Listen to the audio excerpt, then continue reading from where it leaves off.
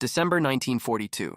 In the infinite Russian steppe, the world had shrunk to a frozen white canvas, a purgatory of snow scoured by a wind that sliced through flesh and soul. For the nearly 300,000 men of the German Sixth Army trapped in the Stalingrad encirclement, the universe was no longer the thousand-year Reich, but a cauldron of despair known simply as the Kessel. Here, time was measured not in days, but in degrees below zero, in grams of stale bread, and in the number of comrades who did not wake in the morning. Private Hans, a young man of barely 20 from Bavaria, no longer remembered warmth. His fingers, inside threadbare gloves, were numb pieces of wood. His stomach was a perpetual knot of hunger. The daily routine was a ritual of survival. At dawn, if the grim gray light filtering through the blizzard could be called that, the first task was to remove the dead. Bodies frozen solid, stiff as pale wax statues, were stacked outside the makeshift shelters. There were so many that there was neither time nor strength to bury them. Then came the ration, a slice of bread so hard it had to be sucked on for hours, sometimes with a bit of watery soup made from the bones of the last horses. The horses. Hans remembered weeping when his unit had to sacrifice their own. Noble animals that had pulled the cannons all the way from Poland. Now, their remains were a luxury. The dominant sound was not that of nearby combat, which had often settled into a stalemate, but the distant, agonizing drone of engines. They were the Junkers Ju-52 transport planes, Hermann Göring's promised and failed lifeline. Their arrival was a moment of both hope and anguish. Men would crawl from their holes, eyes fixed on the leaden sky, praying that the cargo would be food or ammunition, and not the metals or mail that sometimes arrived in a cruel joke of fate. But for every plane that managed to land, many more were shot down by Soviet anti-aircraft artillery, becoming fireballs that left black scars on the snow. The field hospitals were scenes from Dante's Inferno. Surgeons with hands numb from the cold, amputated, gangrenous limbs without anesthesia, using carpenter's saws. The wounded lay on the frozen ground, wrapped in rags, the stench of death and disease permeating the foul air. To die from a gunshot was almost a blessing compared to the slow agony of typhus or dysentery. Amid this misery, rumors circulated. A whisper passed from man to man, a spark of hope in the endless dark. They spoke of a savior, of Germany's most brilliant strategist, a man who, they said, had never known defeat. His name was Erich von Manstein. He was coming. He would get them out. This was the faith to which they clung, in their subterranean shelters. As the wind howled like a starving wolf outside, the soldiers of the Sixth Army awaited their miracle. They did not know that, hundreds of kilometers away, the pieces on a much larger and more brutal chessboard were moving. They did not know that their suffering was merely the bait in a colossal trap, and that the man coming to rescue them was about to confront a force governed not by tactical genius, but by the relentless, crushing arithmetic of total war. The steppe lay silent, awaiting the coming storm. To grasp the scale of the disaster, we must go back a few weeks. On November 23, 1942, the steel pincers of the Red Army snapped shut at the small town of Kalach-on-Don. Operation Uranus, a masterpiece of deception and force concentration, had been a devastating success. The German Sixth Army, the crown jewel of the summer offensive, was now completely surrounded. At his headquarters in East Prussia, the Wolf's Lair, Adolf Hitler reacted with a fury born of denial. The word retreat was forbidden. The word surrender was treason. The Sixth Army would stand fast. Stalingrad, the city bearing his arch-enemy's name, would become an impregnable fortress. The Luftwaffe, the corpulent and boastful Hermann Göring promised, would supply the encircled men from the air. It was an empty promise, a fantasy that would cost hundreds of thousands of lives. It was into this chaos of irrational orders and strategic collapse that Erich von Manstein appeared. Fresh from his brilliant conquest of Sevastopol in the Crimea, Manstein was the embodiment of the Prussian officer corps. Cold, analytical, and authoritative, he saw war as a problem of geometry and force, an art he had mastered to perfection. When he was given command of the newly formed Army Group Don on November 24th, his mission was clear: stabilize the crumbling front and, above all, rescue the Sixth Army.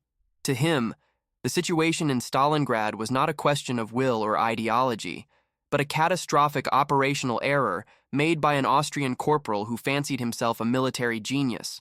Manstein was a firm believer in Bewegungskrieg, the war of maneuver. He was confident that a swift, concentrated blow, a surgical strike into the Soviet flank, could break the encirclement and open a corridor. His plan, codenamed Operation Winter Storm, was bold and elegant in its simplicity. An armored spearhead would attack from the southwest, driving straight for Stalingrad. However, Manstein operated under a fatal constraint: his reluctance to directly disobey an order from the Führer. He constantly clashed with Hitler's directive not to yield a single meter of ground, a rigidity that crippled his ability to maneuver with the flexibility his strategies required. He believed he could save Paulus's army, but only if it initiated a breakout from within, an order Hitler refused to give. While Manstein assembled his forces, on the other side of the front line, a mind of a completely different nature contemplated the same map. Georgy Zhukov, Marshal of the Soviet Union, was no Prussian aristocrat. He was the son of a shoemaker, a product of the brutality and determination of the new Soviet state. Zhukov was Stalin's fireman, the man sent to the most desperate sectors of the front to extinguish fires with a hose of blood and steel.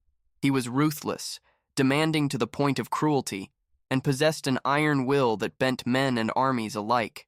He did not hesitate to execute incompetent officers on the spot or to hurl waves of infantry against fortified positions. For him, victory justified any cost. Alongside the chief of the general staff, Alexander Vasilevsky, Zhukov saw the bigger picture. The encirclement of Stalingrad was not the endgame, it was only the beginning. The opportunity was not merely to defend the city, but to annihilate the entire southern wing of the German army. Their original plan, Operation Saturn, was even more ambitious. A massive pincer movement to cut off Army Group A in the Caucasus, trapping over 1 million Axis soldiers. Manstein's impending offensive forced them to modify their plans. Saturn became Little Saturn. The objective was now more limited, but no less lethal. Instead of a deep hook to the south, they would launch a crushing attack against the weakest link in the Axis line, the Italian 8th Army, positioned on Manstein's flank. Zhukov understood something that Manstein, for all his tactical brilliance, underestimated: scale. While Manstein thought in terms of divisions and army corps, Zhukov thought in terms of entire fronts, mobilizing massive reserves of men and tanks that seemed to spring from nowhere. His genius lay not in the elegance of maneuver, but in the overwhelming and brutal application of force. The stage was set for a titanic duel. In one corner, the master of tactics, the Prussian aristocrat who believed he could overcome any obstacle with a stroke of genius. In the other, the shoemaker's son, the marshal of Soviet resolve, preparing to unleash a sledgehammer that would render any genius irrelevant. In the middle, the 6th Army froze and starved, awaiting a rescue that would be decided in a clash of diametrically opposed wills and philosophies of war. On December 12, 1942, the steppe trembled. Operation Winter Storm had begun.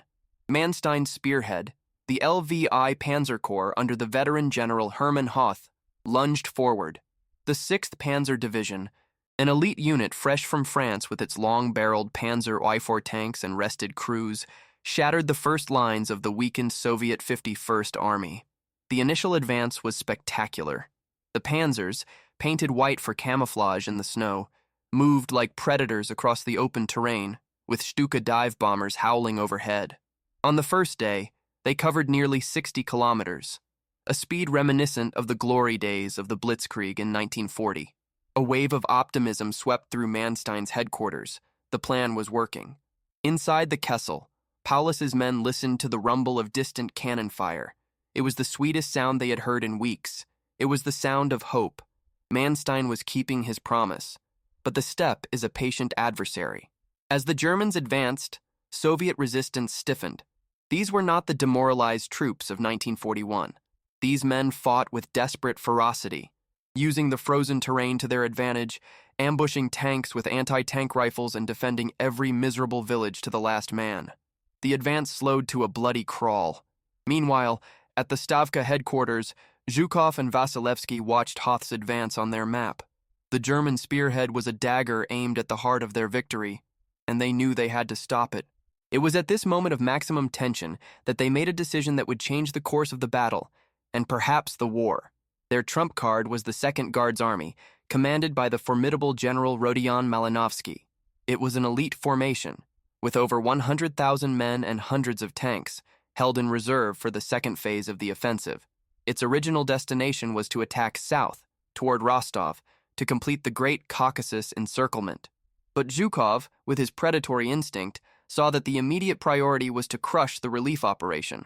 Diverting the Second Guards Army meant sacrificing a larger strategic objective, but it would guarantee the destruction of the Sixth Army. The debate was brief. The order was sent. Malinovsky received his new instructions and acted with relentless speed. His army, which had been preparing to march west, turned 90 degrees and began a forced march south, directly into the path of Manstein's exhausted spearhead. It was a race against time across a frozen landscape. Simultaneously, on December 16th, hundreds of kilometers to the northwest, Zhukov unleashed the second part of his plan. At 8 a.m., following an earth-shattering artillery preparation, Operation Little Saturn was launched. Hundreds of thousands of Soviet soldiers and over 1,000 T-34 tanks smashed into the lines of the Italian Eighth Army. The Stavka's decision had sealed the fate of Manstein's offensive. He thought he was fighting one battle, but Zhukov had started a war on a completely new front. Hoth's dagger was still advancing, but unbeknownst to its crews, a gigantic sledgehammer was about to fall on their rear, and a shield of fresh, well-equipped steel was moving to block their path. The trap was about to spring shut, and it is here, at this turning point, with two colossal plans about to collide on the frozen steppe, that the story pauses for an instant. Zhukov's decision to divert his elite army was a gamble of enormous proportions, one that would redefine the entire Stalingrad campaign. To understand how this strategic chess move unleashed one of the most brutal battles of the war and to witness the coming clash, we invite you to subscribe to our channel and activate notifications. Leave a like if you are ready to see how Manstein's storm crashes against Zhukov's hurricane.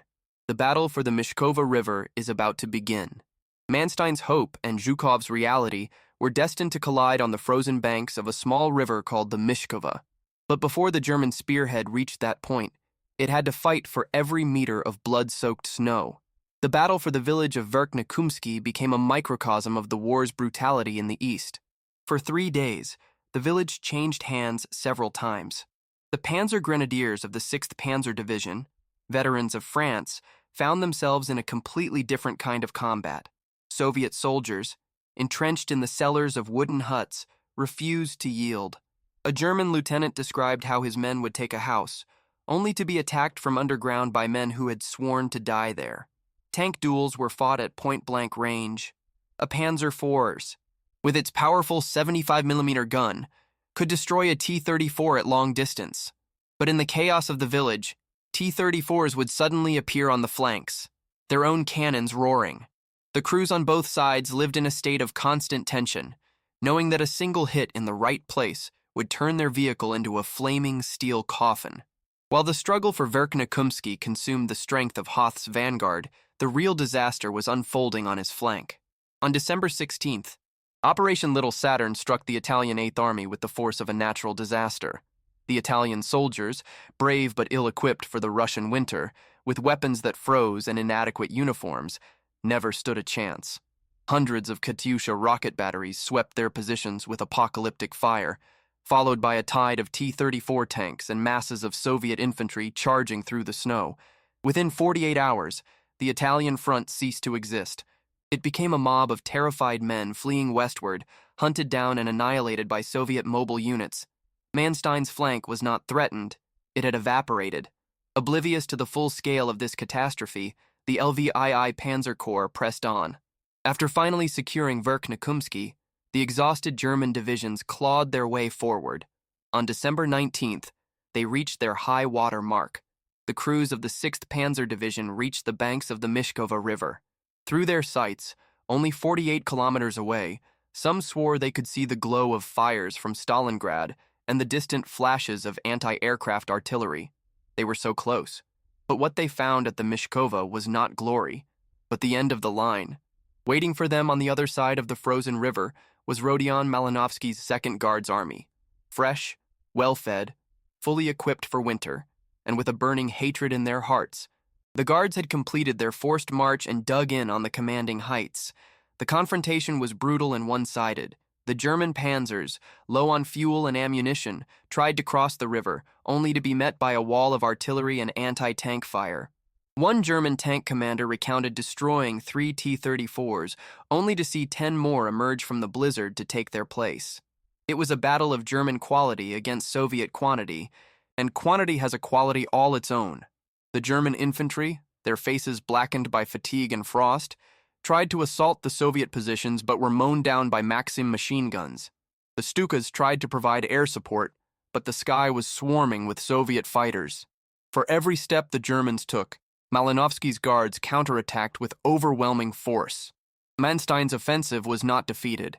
It was drowned under the sheer weight of numbers. As the battle on the Mishkova reached a bloody stalemate, another drama was unfolding in the German rear. The spearhead of Operation Little Saturn, Major General Vasily Bogdanov's 24th Tank Corps, had been advancing unopposed through the collapsed Italian front. Its target was one of the crown jewels of German logistics, the Tatsinskaya airfield. Tatsinskaya was the main hub for the ineffectual airlift to Stalingrad. Its runways were packed with hundreds of precious Ju-52 transport planes. On Christmas Eve, December 24th, in the middle of a snowstorm that reduced visibility to near zero, Bogdanov's tanks emerged from the mist like ghosts. The chaos at the airfield was absolute. German pilots and ground crews, who believed themselves safe hundreds of kilometers from the front, were overrun by a horde of T-34s. The Soviet tankers wasted no time aiming, conserving ammunition. They simply ran over the parked aircraft, their treads crushing the fragile wings and fuselages. Some German pilots managed to start their engines and tried to take off amidst the carnage. Eyewitnesses described the surreal scene of Ju-52s trying to gain altitude while T-34s fired at them from the ground or even rammed them as they taxied. Within hours, the Tatsinskaya airfield was a funeral pyre of twisted metal and broken dreams. The raid on Tatsinskaya was a devastating blow to the Luftwaffe and to German morale. It not only destroyed a vital part of the transport fleet, but proved that nowhere in the rear was safe. Zhukov's hammer had fallen, not only stopping the relief operation, but also smashing the infrastructure that sustained it. Winter storm was over. The Soviet hurricane had begun. At the headquarters of Army Group Don, the atmosphere of cautious optimism had evaporated, replaced by a cold, palpable dread. The reports reaching Manstein's desk painted an apocalyptic picture. The Italian front had not bent. It had disintegrated. A torrent of Soviet units was pouring through the gap, threatening to encircle the very forces attempting the rescue. The map, which days before had shown a bold German arrow pointing at Stalingrad, now showed a terrifying Soviet pincer closing on Manstein's rear. The news of the raid on Tatsinskaya was the final blow. It was not just a raid, it was a statement. Zhukov was not playing defense. He was dictating the course of the war. For a strategist like Manstein, the logic was inescapable.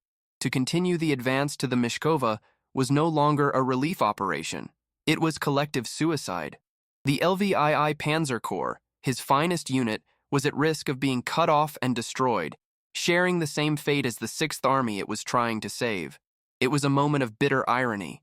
The master of maneuver warfare had been outmaneuvered. While he focused on a single, brilliant thrust, his opponent had changed the rules of the game, attacking on a front hundreds of kilometers wide and rendering his main effort tactically irrelevant. The psychological break was profound. The vow to rescue Paulus, the oath that German might would prevail, shattered against the harsh reality of Soviet strategy and overwhelming numerical superiority. The fight was no longer for victory, but for survival. On December 23rd, Manstein made the only decision a responsible commander could. He issued the order that sealed the fate of the 6th Army. The 6th Panzer Division, the most powerful unit and the one that had come closest to Stalingrad, was ordered to abandon its positions on the Mishkova River, turn around, and head west to try to plug the hemorrhage on the Chir River front. For the men of the 6th Panzer Division, it was a gut-wrenching order. They had fought and bled for days, with the objective almost in sight. Now they had to turn their backs on their trapped comrades, leaving them to their fate. The sound of a tank engine driving away is a desolate one for a soldier waiting to be rescued. Inside the Kessel, news of the relief forces' withdrawal spread like a poison. The distant artillery, which had been a symphony of hope, fell silent. The radio, which had broadcast coded messages about the advance now emitted only static. The last spark of hope was extinguished, replaced by the frozen certainty of an inevitable end. General Paulus, paralyzed by his loyalty to Hitler and his own indecision, had missed his only chance. Manstein had implored him to initiate Operation Thunderclap, a breakout from within to meet Hoth's forces. But Paulus, citing a lack of fuel and the absence of a direct order from the Führer, had refused. Now, the door was closed forever. The domino effect was unstoppable. With the withdrawal of the 6th Panzer Division, the pressure on the rest of the 4th Panzer Army became unsustainable. From December 24th, the retreat became general. Operation Winter Storm was officially over. What began as a bold relief offensive had devolved into a desperate defensive struggle to avert an even greater disaster. The strategic initiative had irrevocably passed to the Soviets. The retreat of the 4th Panzer Army during the last days of December and early January was a nightmare. Relentlessly pursued by Malinovsky's forces, the Germans fought a series of rearguard actions, trying to salvage what was left of their equipment and men. The steppe they had crossed with such confidence 2 weeks earlier became a graveyard of burnt-out tanks and anonymous graves in the snow. For the men of the 6th Army in Stalingrad, the end was slow and terrible. Starvation, disease, and the polar cold claimed a far greater toll than Soviet bullets. On January 31, 1943, Field Marshal Friedrich Paulus, newly promoted by Hitler in a cynical attempt to prevent his surrender, gave himself up from the basement of a department store. On February 2nd, the last pockets of resistance ceased. The final statistics of the catastrophe are hard to comprehend. Of the nearly 300,000 men of the 6th Army encircled in November, some 91,000 were taken prisoner. Of those prisoners, ravaged by hunger and disease, only about 5,000 would ever see Germany again, years after the war's end. Total Axis losses in the entire Stalingrad campaign, including Germans, Romanians, Italians, and Hungarians, are estimated at over 800,000 men. It was a hemorrhaging of manpower and materiel from which the Wehrmacht would never fully recover. The myth of German invincibility, already battered at Moscow, was buried forever in the ruins of Stalingrad. The failed Operation Winter Storm was the final, decisive chapter of this tragedy. It demonstrated that not even the tactical genius of a man like Erich von Manstein could overcome Soviet determination, its vast resources, and a strategy that operated on a continental scale. Manstein would blame Hitler for the defeat, citing his intransigence and his refusal to permit an early breakout. He was right, but he also underestimated the skill and brutal effectiveness of his opponent. Georgy Zhukov emerged as the architect of the greatest Soviet victory to date. His ability to handle massive armies and his ruthless focus on strategic objectives made him the most feared commander by the Germans. He, along with Vasilevsky, had proven that the Red Army could not only absorb blows, but also deliver them with devastating force. The legacy of Stalingrad is immense. It marked the irreversible turning point on the Eastern Front. From that moment on, the Wehrmacht would be almost permanently on the defensive, reacting to Soviet offensives rather than initiating them. The strategic initiative had passed to Moscow, and they would not relinquish it until their tanks rolled into Berlin. The battle became a symbol of resistance and sacrifice for the Soviet Union, and a national trauma for Germany. The word Stalingrad entered the global lexicon as a synonym for catastrophic defeat, for a point of no return.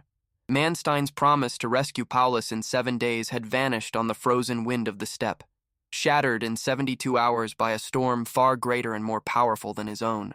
History had turned on its axis on the banks of the Volga.